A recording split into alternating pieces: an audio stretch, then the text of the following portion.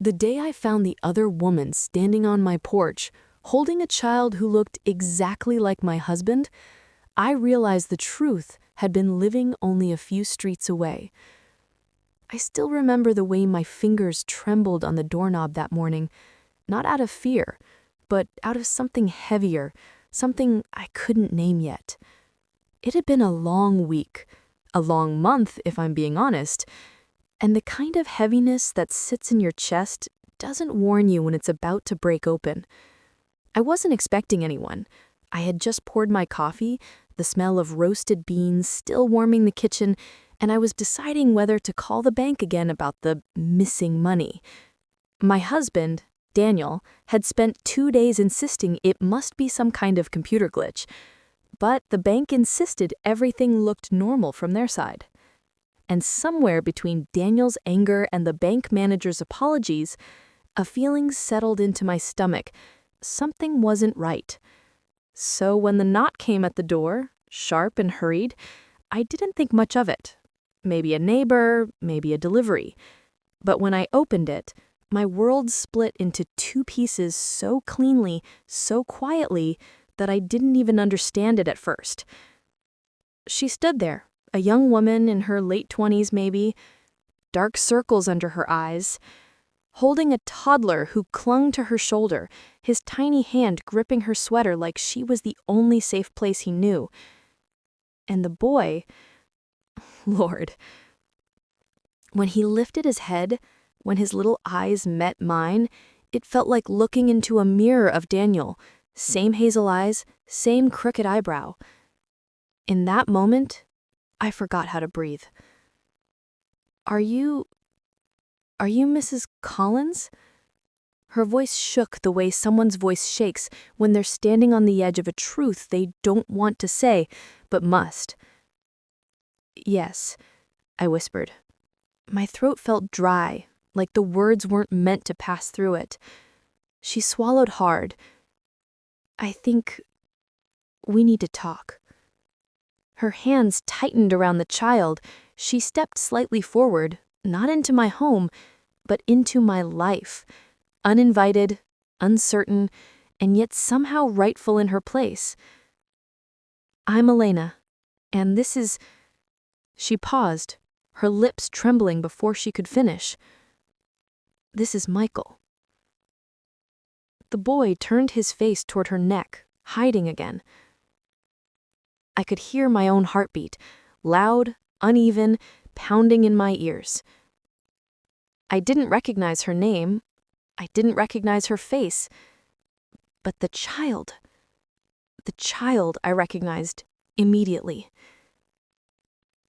Still, some part of me, the part that survives the things it's not ready to understand, tried to hold on to logic. I'm sorry, I think you might be at the wrong house.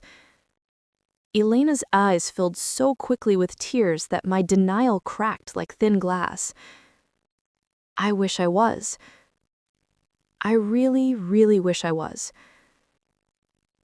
Silence fell between us, heavy and thick. A silence full of everything she hadn't said yet, and everything I hadn't dared to imagine. I stepped back, letting my hand fall from the door. I heard myself say, "Come in." Because even if I didn't know the story yet, something in me knew it involved Daniel. She didn't move. Instead, she looked at the floor, took a sharp breath, and said, "I'm sorry to show up like this, but Daniel stopped sending money last month, and I don't know what else to do. I thought maybe he was with you." My chest tightened so hard, it felt like my ribs were closing around my heart. Stopped sending money? Money. The missing savings, the unexplained withdrawals, Daniel's sudden late nights, the excuses, the anger. Everything in my life rearranged itself in one sickening moment. I steadied myself on the doorframe. My voice barely made it out. "Elena?" "What money?" She finally met my eyes. And in her gaze, I saw my marriage breaking quietly, like a fragile branch under too much weight. "Your husband," she said softly. "He was supporting us." Her words clung to the air between us, sticky and undeniable. Us. Not just her, not just the boy. A family. A second family. My coffee sat cooling on the kitchen table behind me. My life sat cooling with it. And that morning, right there on my doorstep, I understood that Daniel hadn't just lost our money, he had spent it. He had invested it. He had built a second life with it. And now, I was the one left to uncover the ruins he tried so hard to bury. I didn't invite her in, not because I was angry, but because my knees felt too weak to walk back into the house. My world had tilted, and I needed one last moment of the solid ground I believed I stood on. "Elena, how long have you known Daniel?" My voice sounded like someone else's, thin, distant, almost afraid of the answer. She looked at her feet. "A little over 3 years." 3 years. 3 years ago, Daniel and I were celebrating our 10th wedding anniversary. We had toasted to a decade of love, loyalty, and building our future. He had held my hands across the candlelit table. He had kissed my knuckles. He had come home late that night because of a work meeting. He had probably been with her. I felt something inside me, something warm, something trusting, tear quietly down the middle. "I didn't know he was married," she whispered. "I swear to you I didn't. He told me he was separated. He told me you were gone." I blinked at her. "Gone? Gone where?" She shook her head. "I don't know. He said you moved back to your hometown and refused to see him. That's why we never went anywhere public. He said he didn't want to hurt you." A bitter laugh escaped me before I could stop it. "I'm still very much alive," I said softly. "And I've never left." Elena looked devastated, not guilty but broken, like she'd been lied to just as deeply as I had been. "I believe you," I said, surprising myself with how calm the words sounded. Maybe it wasn't calmness. Maybe it was shock, stitching up my insides just enough to keep me standing. The little boy, Michael, lifted his head again. He looked at me without blinking, studying me with those same hazel eyes, Daniel's eyes. "Is he?" I couldn't finish the sentence. She nodded. "Yes, he's Daniel's son." A wind swept down the street, rustling the leaves, lifting the loose strands of Elena's hair. The day felt too bright for the kind of truth she had dropped into my life. Too normal. Birds still chirped, a neighbor's dog barked, somewhere down the block a lone mower hummed. But inside me, everything went silent. I glanced back into my home. Our home, the one Daniel and I spent years repairing, painting, saving for. The home he was using as a stage set for his lies. I finally stepped aside and said quietly, "Come in." She hesitated. "I don't want to cause trouble." "You already have," I said, not unkindly. "But the trouble isn't your fault." She entered slowly, carefully, like she was afraid the floor might crack under her feet. I led her to the living room, my hand brushing against the back of the couch that Daniel and I picked out together.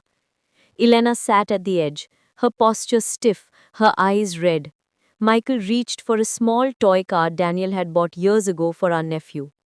He rolled it across the rug, giggling softly. That sound, soft, innocent, cut me deeper than shouting ever could. "Can I get you water, tea?" I asked. She shook her head. I didn't know where else to go. I haven't heard from him in weeks, and when the money stopped coming..." Her voice cracked. Money. Always back to the money. I sat in the armchair across from her. My hands rested on my knees, but they trembled so subtly that I tucked them under the fabric of my robe. "Elena," I said slowly, "what money did he send you?" She reached into her purse and pulled out a crumpled envelope. Inside were copies of bank transfers. From our account. Month after month. Almost 2 years' worth. My heart sank as I scanned the transactions. Familiar numbers. Amounts I had once asked Daniel about for him to shrug and say, "Bills, repairs, don't worry about it." I stared at the dates. One of them was the same week he suggested we cut back on groceries. Another was the month he claimed a car needed unexpected service. Another was the time he told me we couldn't afford the anniversary trip I had been dreaming of. He had been funding a second life with the money from our first. I pressed my hand against my mouth, feeling bile rise. "I didn't know," she whispered again. Her voice was softer now, almost apologetic. "If I had known he was lying about you, about the money, about everything, I would have left sooner, I swear." I believed her. Every word. Because the hurt in her eyes wasn't the hurt of a woman who stole someone else's husband. It was the hurt of a woman who discovered she was never his only one. "I'm sorry," she said again, voice breaking. I shook my head. "You don't have to apologize to me. If anything, you deserve one too." A long silence stretched between us. Michael drove his little toy car across the leg of my coffee table. The soft clicking plastic against wood echoed painfully in the quiet room. Finally, I forced the question that had been burning under my ribs. "Elena, how long has he been promising to leave me?" Her eyes filled again. "Since the beginning." Of course, because that's how men like Daniel built their little fantasy lives, not with honesty, but with promises they never intended to keep. I exhaled a long, trembling breath. "Does he still see the boy?" I asked. Her shoulders fell. "He stopped coming around last month. I thought maybe he was sick or avoiding us. I didn't know it was because of you." It hit me all at once. He hadn't stopped because of me. He'd stopped because he ran out of money to keep two lies going. And maybe he thought he could keep both lives afloat just a little longer. But life doesn't work that way. Secrets don't stay buried. They surface.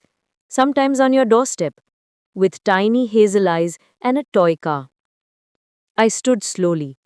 "Elena," I said, "thank you for telling me the truth. I know it wasn't easy." She wiped her cheeks. "I didn't come to hurt you. I didn't know where else to go." "You came to the right place. Because now I needed answers. All of them. And I was done waiting for Daniel to tell them to me." Before she left, Elena placed her hand over mine. "You didn't deserve this," she whispered. I swallowed the lump in my throat. "Neither did you." She gathered Michael in her arms and walked out the door, leaving behind the faint smell of baby lotion and the echoes of a truth I could no longer unhear. As the door clicked shut behind her, I leaned against it, let my head fall back, and whispered to the empty house, "What have you done, Daniel?" The house felt empty. Not quiet empty, but heavy empty. The kind that presses against your chest and makes you remember every small lie that's been living in the walls. I sat on the edge of the couch, staring at the floor. The envelope Alina had left behind was open on the coffee table, its contents spilling like a trail of evidence. Copies of bank statements, dates, amounts. 2 years of withdrawals I didn't authorize. I traced the numbers with my finger, one by one. Every transaction screamed the same story, Daniel's second life. And the longer I stared, the more I realized that some part of me already knew. I remembered the nights he worked late, but came home smelling different, perfume that wasn't mine. The mornings he claimed to forget things, but always remembered them perfectly when it suited him. The sudden cash withdrawals he refused to explain. I had ignored the first few signs. I had told myself, he works hard, he's stressed, it's nothing. But I could no longer pretend. I had been living with a stranger, sharing a bed with a man whose love had an expiration date stamped in someone else's name. That evening, Daniel came home as usual, with his briefcase slung over his shoulder and a tired smile that no longer fooled me. "Dinner's ready," I said softly. trying to keep my voice steady. He nodded, but his eyes flickered toward the coffee table, toward the evidence he probably thought I hadn't seen. I swallowed hard. "We need to talk about the money." He froze. Not angry, not shocked, just stiff. "Again? I told you, it's a bank error," he said, brushing past me to drop his briefcase. "I checked," I said, letting each word land. "It's not a bank error. These transactions, they were all authorized. Daniel, this isn't a mistake." His face tightened. The easy charm he usually wore like armor fell away. "Authorized?" he repeated slowly. "What are you talking about?" I stood up, holding up the envelope. 2 years. 2 years of our money.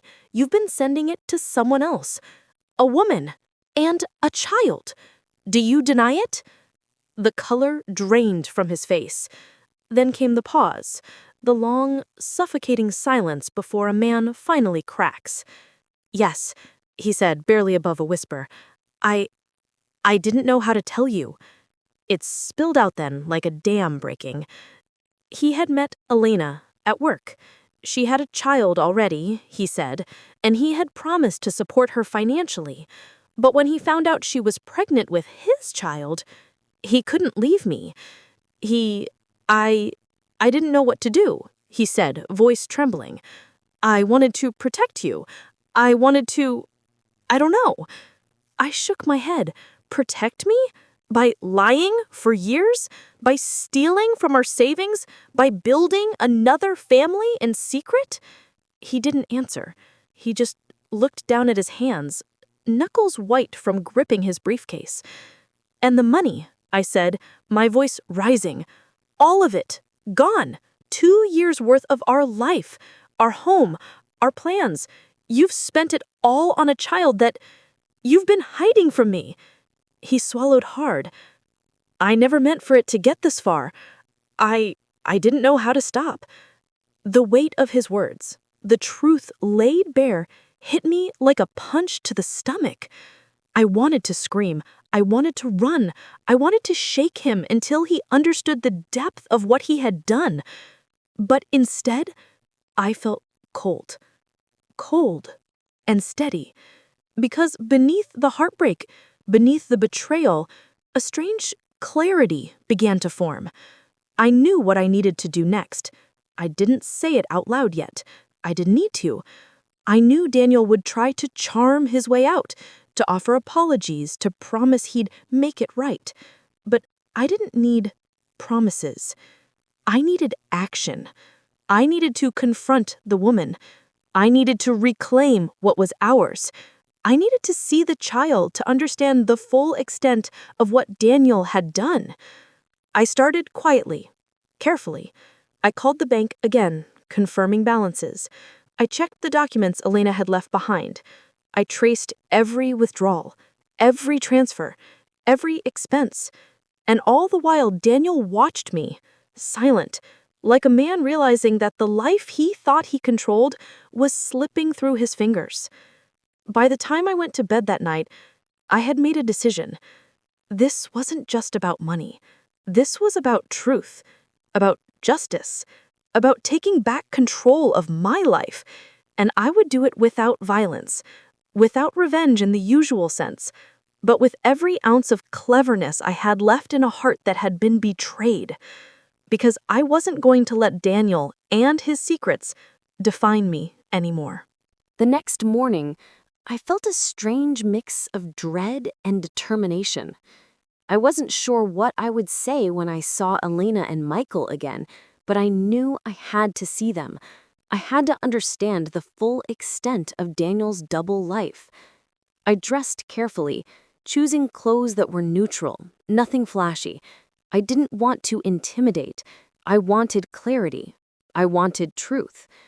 When I arrived at the small apartment Elena had given me as an address, my heart raced. I hadn't seen Daniel yet that morning, but I imagined his smug smile, the kind that says, "I can manipulate the world and you'll never see it coming." I rang the doorbell. Elena opened it. She looked startled, her eyes wide, hands clutching Michael's tiny shoulders. He looked at me and clung tighter to her, wary of this new woman who seemed like she belonged to a world he didn't know. "Alina," I said softly, keeping my tone even. "I need to see everything. I need to know what's real." She hesitated, but then, after a moment, she nodded and stepped aside. I walked into the apartment. The smell of warm bread baking, or maybe just the faint smell of home, made my chest ache. It was modest, small, but it was theirs. Photos on the walls, toys scattered across the floor, a small crib tucked into the corner. And then I saw him, the little boy, Michael. He looked up at me with wide hazel eyes. I froze. The resemblance to Daniel was unmistakable. Every gesture, every blink, every curve of his lips, it was like staring at a small, perfect reflection of the man who had shattered my trust. Elena stepped forward. He's been waiting for you to understand," she said softly. I knelt down slowly. Michael didn't move at first, watching me carefully.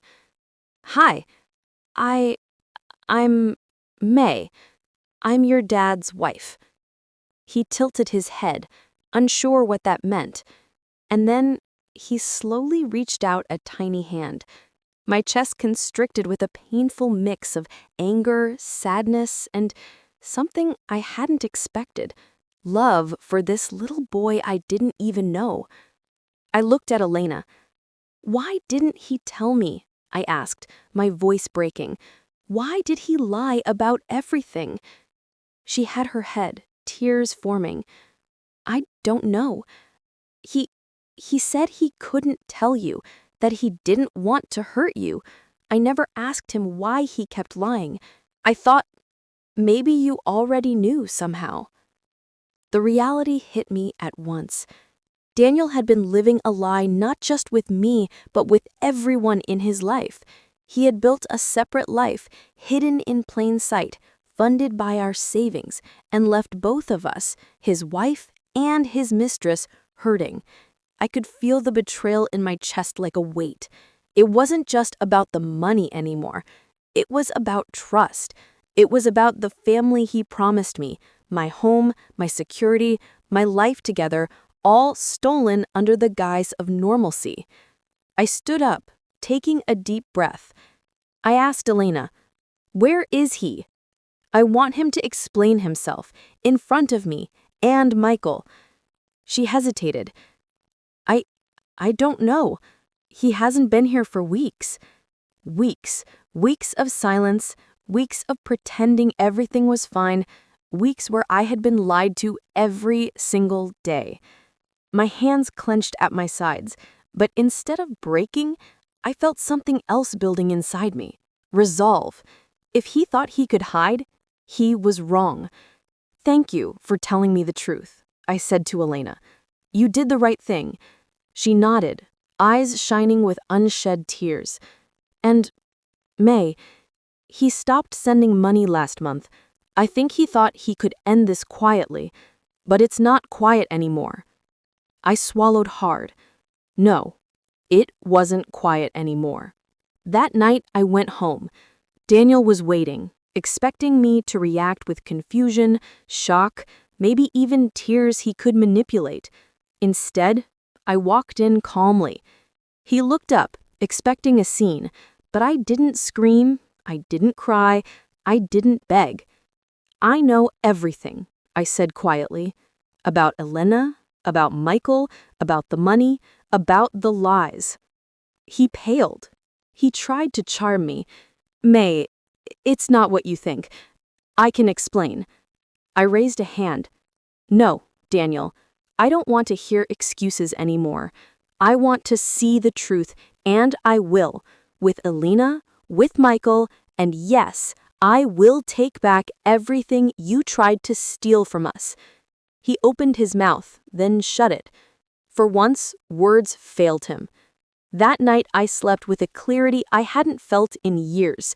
Not anger, not hatred, not confusion, just a burning certainty that the next steps would be mine, and Daniel would finally face the consequences of every lie. The next morning, I woke with a single thought pulsing in my mind. I'm done waiting. Daniel had spent years building a secret life on the foundation of our marriage, and now it was my turn to act. But this wasn't about rage. This wasn't about revenge in the way movies show it. This was about reclaiming what was mine and making sure he could no longer manipulate anyone, including himself. I started quietly. I spent the morning going through every bank statement, every transfer Elena had brought. I cross-checked dates with my own account records, tracking each withdrawal, each deposit. I discovered that Daniel had tried to cover his tracks by using multiple small transfers, sometimes from our joint account, sometimes from shared savings. But he wasn't clever enough. Everything led to the same pattern. The majority of the money had gone to Elena and Michael's account. Some of it had been spent directly: rent, groceries, daycare, clothes. The rest? Withdrawn in cash. It was infuriating, but also empowering, because now I had the evidence. I had the proof that his lies were financial, tangible, undeniable. I called Elena carefully. My voice was calm.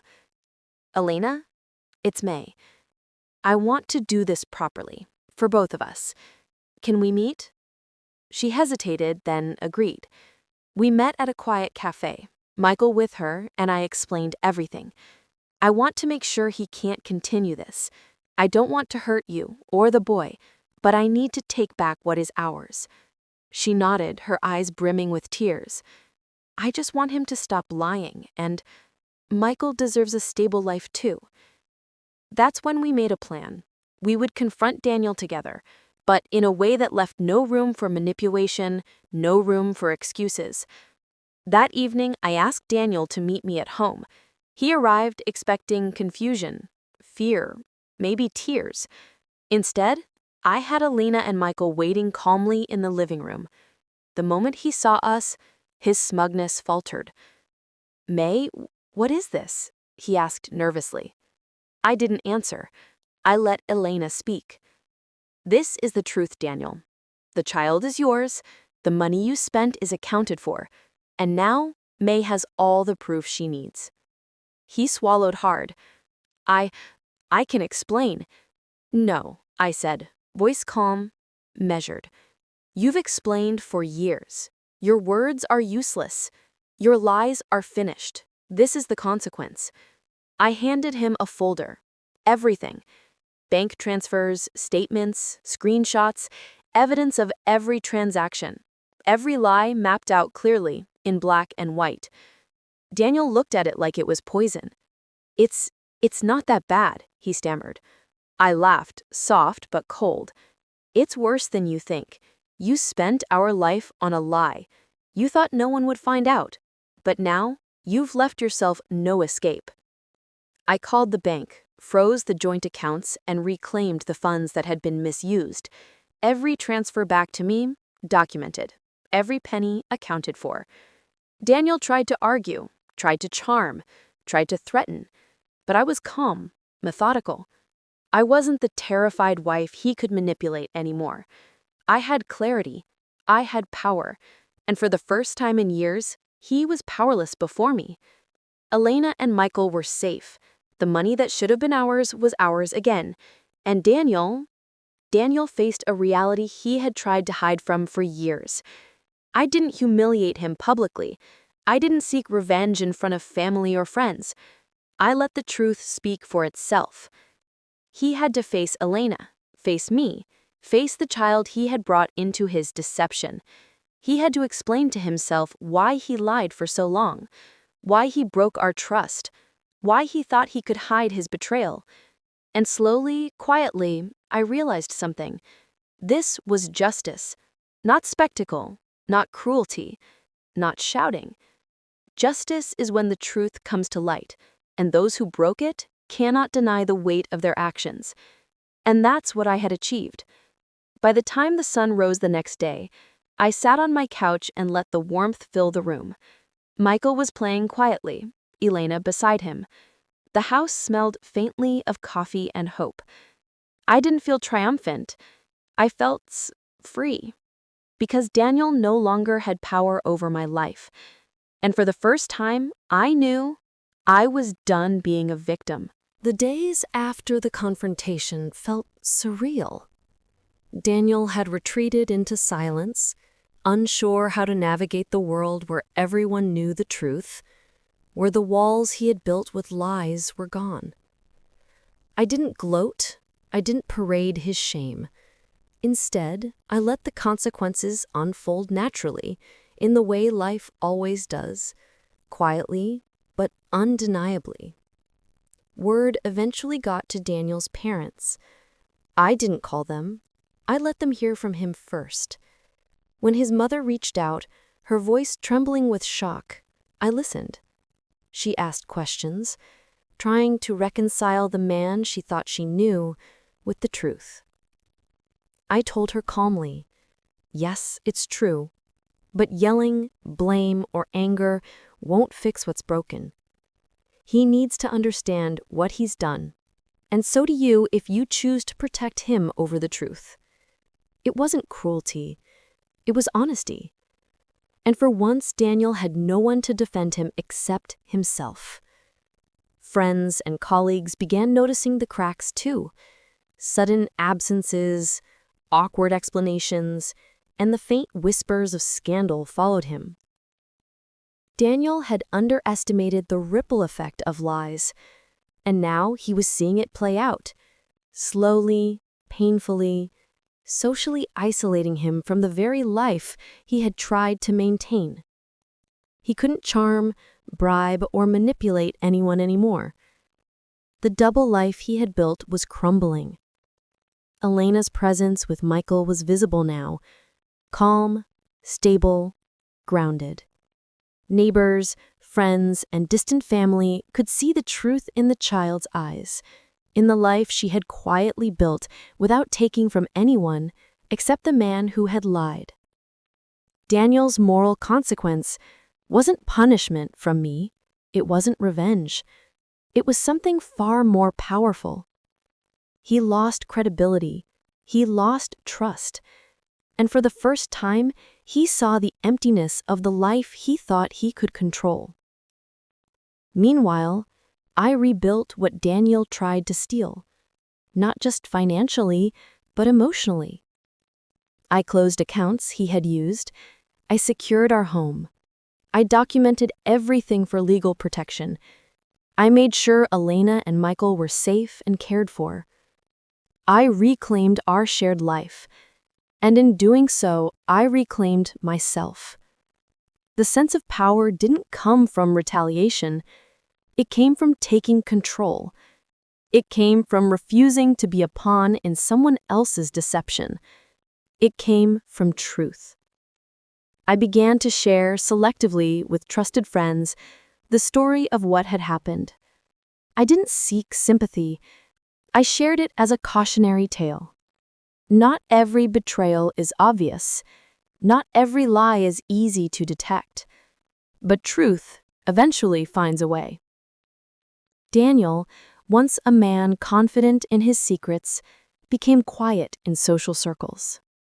People didn't talk about him maliciously. I didn't allow that. But the awkward glances, the subtle questions, and the sense that everyone now knew, these were his consequence. The life he built on deceit had collapsed quietly around him. And Elena and I found an unexpected alliance. We weren't friends, not exactly, but we were united by honesty, by the shared experience of dealing with a man who thought he could manipulate both of our lives. I watched her teach Michael how to ride his little bike. I saw the joy in his laugh, the ease in her smile. I felt a strange warmth. Justice had a face, and it was calm, happy, and undisturbed by the man who had tried to take it from us. By the end of that month, Daniel had moved out of our shared life completely. No threats, no confrontation, no dramatic scenes. He had been reduced to a man facing the quiet, undeniable truth of his actions. And I, finally, could breathe. The lesson was clear. Betrayal has consequences, not because we enforce them with cruelty, but because lies eventually collapse under their own weight. Those who are honest, brave, and steady reclaim their power quietly and live on. The first morning after Daniel had moved out, the house felt lighter. I walked through the rooms, touching surfaces I had avoided for months. The couch, where we had argued and loved, now held only the echoes of truth. The kitchen, where the smell of burnt toast had often been the soundtrack to our rushed mornings, now smelled of clean beginnings. I realized then, healing doesn't come in dramatic moments. It comes quietly, in the small choices to reclaim your life. I started slowly. Finances stabilized first. I reorganized the accounts, set up protections, and finally felt a sense of control that Daniel had stolen from me for years. Then came routines. Morning walks in the sunlight, coffee in the backyard, long baths without interruptions. I allowed myself little pleasures I had denied, not out of necessity, but because I deserved them. Alina and Michael became part of my life. Not intrusively, not as replacements, but as reminders that life continues even after betrayal. I watched her nurture Michael, saw him thrive, and realized love isn't about possession. Love is about honesty, care, and presence. At first, nights were hard. I'd wake and see Daniel's empty side of the bed, remember the lies, and feel that familiar ache in my chest. But I learned to breathe through it, to let the grief pass through me without lodging in my heart. I wrote down my thoughts, pages and pages of reflections, anger, sadness, and eventually hope. I spoke to a close friend, someone who had known me before the betrayal, and shared my story, not to seek pity, but to process it. With each conversation, each reflection, each step toward openness, I felt the weight lift. Trust is fragile, I knew that. I had been naive, perhaps. I had believed in the ideal, in the promises, in the words that Daniel had spoken. But I also learned that trust, once broken, can be rebuilt. Not in the same way, but in a stronger way. I trusted myself first. I trusted my instincts. I trusted my ability to see the truth and act on it. And slowly, trust in others followed, not blindly, but cautiously, deliberately. A few months later, I started volunteering at a local community center, mentoring women who had been through betrayal or hardship. I found purpose in guiding others through the shadows I had walked. I realized that my story, while painful, could help someone else navigate their own. Elena and I maintained a cordial friendship. We celebrated birthdays with Michael, shared small victories, and supported each other without resentment. Daniel, on the other hand, remained distant. No threats, no apologies, no dramatic attempts to reclaim his old life. His absence became part of the healing process, a reminder that those who hurt us don't always get a chance for redemption, and that's okay. I often thought back to the moment Elena first came to my door. It had felt like the end of everything, but it became the turning point. I realized betrayal doesn't define you. Lies don't have the final say. Courage does. Honesty does. And taking control of your own life does. I was no longer just the woman who had been deceived. I was the woman who faced the truth, acted decisively, reclaimed her life, and found peace. By the time spring came, the garden outside was blooming. The scent of flowers drifted through the open windows. Michael laughed in the yard. Elena smiled, relaxed in a way I hadn't seen before. And I, standing in the sun, realized that I was free. Not free from what had happened, not free from memory or hurt, but free from the control and lies of a man who thought he could manipulate two lives. I had taken back what was mine, not just financially, but emotionally. I had rebuilt my world, and I had done it with dignity, patience, and strength. Would you have handled the situation the way I did? Would you have faced the betrayal, reclaimed your life, and found peace in the aftermath? If my story resonates with you, or if you've walked a path similar to mine, please share your thoughts in the comments below. And if you want to hear more real-life emotional stories of courage, truth, and healing, make sure to subscribe, because sometimes hearing another's journey reminds us of our own strength and the possibilities that await after betrayal.